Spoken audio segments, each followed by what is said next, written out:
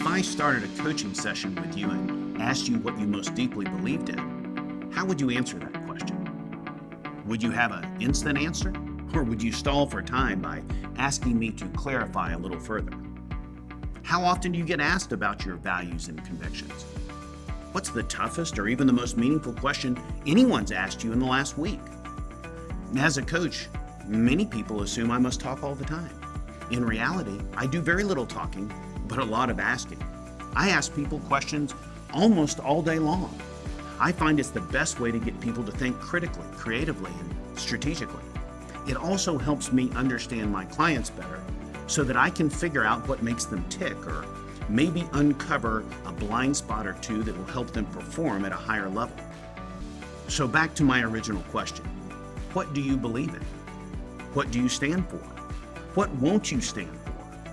What would you be willing to die for? How would your spouse or kids or those you work with answer these questions about you?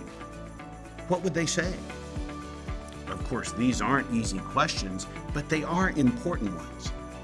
Today, the busyness and nonstop noise in the culture distracts us like a magician's sleight of hand from answering the most essential questions like, what do you believe about eternity? If you died this evening, what would happen to you? What would happen to your spouse or oldest child if the unthinkable happened and they didn't make it home later today? Like never before, the things that matter most are taking a back seat to the things that matter least.